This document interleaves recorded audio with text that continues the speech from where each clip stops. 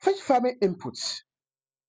In fact, now that you have you know the equipment to have in your fish farming. If I watched the part one, this part two. If you haven't watched the part one, check out for it. And the equipment alone cannot sustain you. You need fish farming input. And this farming input, we shall talk about things that you need. There are consumables or there are everyday things that you need to survive your fish. We talk about the first one, there were just the physical items that you will require to assemble before. Now, the first one, that's the core fish farming input. The first one has to do with fingerlings or juveniles. These are the seed fish, the small fish that you purchase from the hatching service and stock them in your pond and nurture them by providing them feed and other farm management till they grow to maturity and you sell. It comes in several ways. The moment they hatch them, they are very tiny and then the fry stage. At this stage, it needs high and it requires a lot of technical. So if the hatching center, as a beginner, you cannot manage them at that time. From the fry to post fry, and then from post fry to fingerless. From there, you can now take them. Some also prefer, because fingerless stage 2, they are still smaller. Some prefer them to grow to, after fingerless, they come to post fingerless and they come to juveniles. So juveniles are the common ones people prefer. And juveniles, you can easily manage them. So that's where you then go and buy juveniles and then you stock them and raise them to maturity. So now, either catfish or tilapia, you need this seed fish. However, you need to also get good brand. So because of that, you need to get a trusted source to buy your fingerlings. And if you're buying your fingerlings, like tilapia, we have the reverse ones and the direct ones. The direct ones are just the natural ones where you can stock them within a few months' time, they keep multiplying in your pond. And within a few months, your fish is full of fingerlings and all over. So people who want to also sell fingerlings, it's good to go for these ones. But if you want to grow them to maturity and sell, this can hinder the growth of your fish because they become crowded in the pond. So the best one is to get the reverse ones, where hormones are introduced and they are, let's say, castrated. So the females ones, they will not even conceive, they will not get seed or eggs, not to talk of hatching. And that way you can raise them to maturity, sell them and buy again. So you can consider this. Now, also get, like I said, good quality and then check the quality before you do. And then when you are stocking, make sure that your fingerlings, you don't overcrowd them. Stock them the right way. And if you want to know how to calculate the stocking density, I have a comprehensive video where I teach you how to calculate the stocking density of your farm. Check it out in this channel and it's going to help you a lot. Now have a look at the fingerlings as one of the inputs. Another has to do with the fish feed. Now, the feed is in several ways, but we're going to talk about here about the commercial feed that they are selling. Because the thing is that you can make your own feed, but as a beginner, you don't have much experience. You're not likely to get it right. We have separate video on that. But here, let's talk about the commercial feed. And you also have several ways. We have the starter feed. The starter feed just the small feed from 0.5 mm to 1 mm. That's the starter feed. Usually when you buy your fingerlings or juveniles at that stage, that's what they eat. So you can give them the starter feed.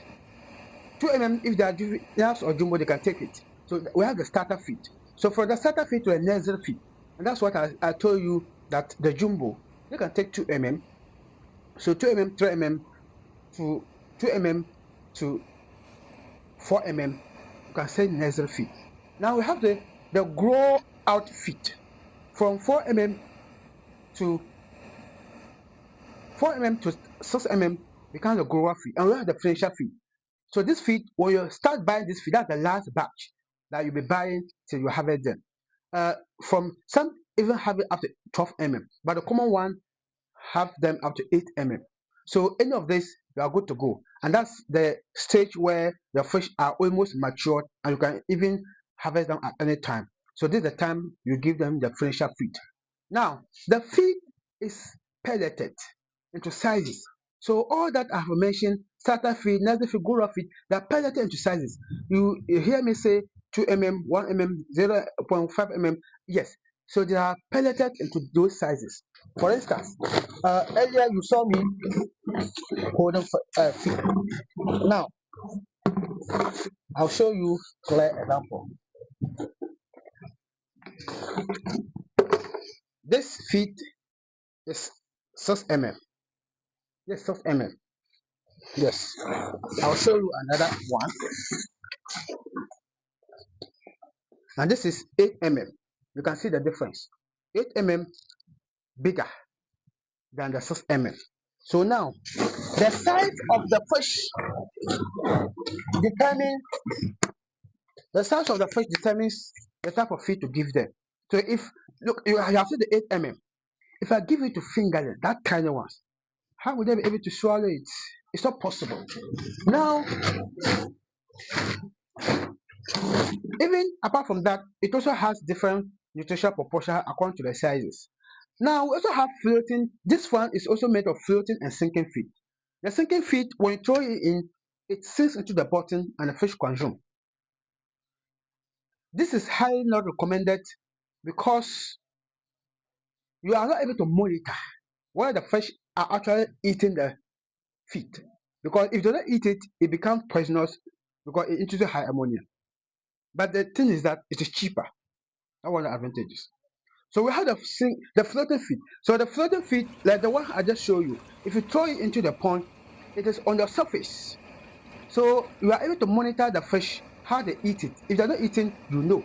You can easily pick it up. Because if you leave it there, it decays, decomposes, and increases ammonia. So having all this is very important. And under this fish feed, what I also say most is your storage. Storing your feed in the best way is very possible, especially if you buy your fish in larger quantity.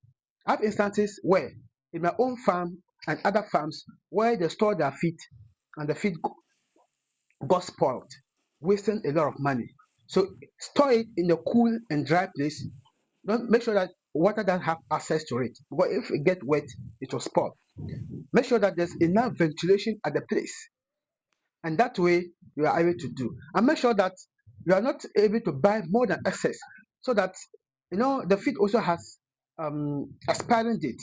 So if you buy it and you keep it so long that it expires, then it becomes problem and financial loss to you. So fish feed is very important.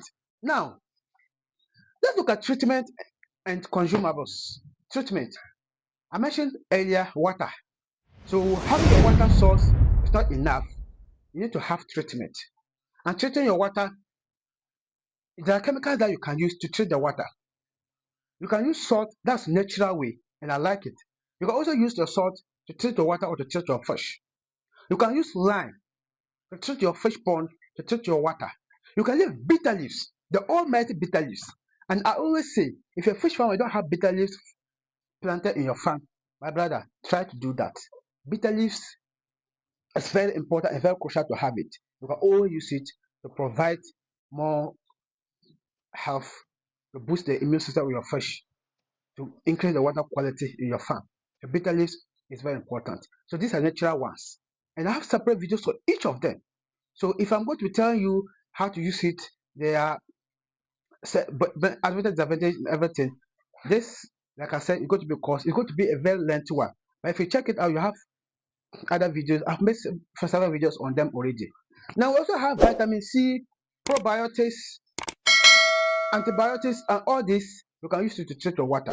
So these are the consumables or the inputs that are not part of the GS or the equipment, but they are also essential and you have to also have them in your farm. The fifth one is disinfectants, things that can disinfect your pond. I mentioned earlier that if you construct concrete pond, it is very difficult to cure. So there's a way you can disinfect concrete pond. The common one is to put in plantain leaves or banana leaves, soak it in water, and allow it to stay there for at least 2 weeks. So they also use salt, like I mentioned earlier, to treat water. We also use the salt to disinfect fish ponds and fish equipment. For instance, I mentioned earlier the cups, the feeding items.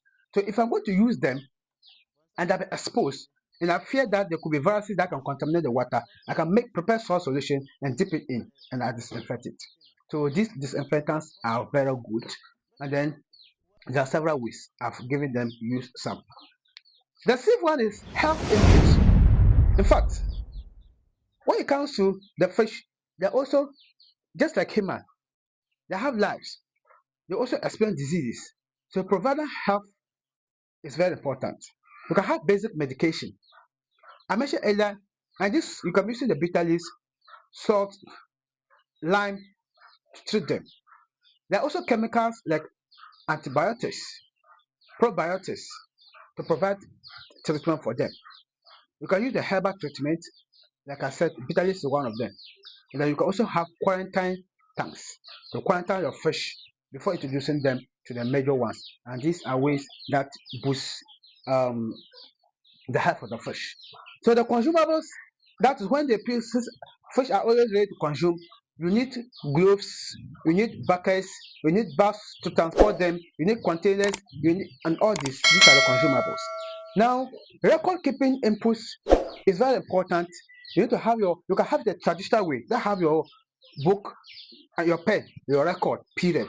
Or you can use the digital way, enter into your machine, but it's very important. And that you can have your feeding chart, keep your feeding records, stocking sheet or stocking records, mortality sheet, sales sheet, all these keep track records. And at the end of the day, it's going to help you a lot. These are the inputs. And now the last one has to do with the bonus input for efficiency. These are bonus inputs. They are not that compulsory, but if you have them, they are bonus. You talk about the supplements. Supplements. You can have supplementary feed and other supplements just to complement. We have enzymes. You can introduce enzymes, put probiotics in your feed, and add it to the water, and they are good to go. Now, so now that you have know the fish farm equipment, that is the part one, which you have watched if you haven't checked it out, and then you are also seeing the inputs, things that you also need daily to help grow the farm. It is now very important we look at how to now set up the farm, a functioning farm. Having known or acquired your equipment or your inputs, how then do you put them together and you now have a complete farm that is functioning? That's what we'll talk about in our next chapter or our next episode. Please stay watching and then get to watch that one and you have the complete knowledge. And please, you can also check out that part 3, and God willing, we are going to learn together and grow our fish together and we successful together. Thank you so much for watching. My name is Abdulaziz Issa. I have a bachelor degree in development education, but I'm a fish farmer. I provide consultancy in fish farming. Thank you.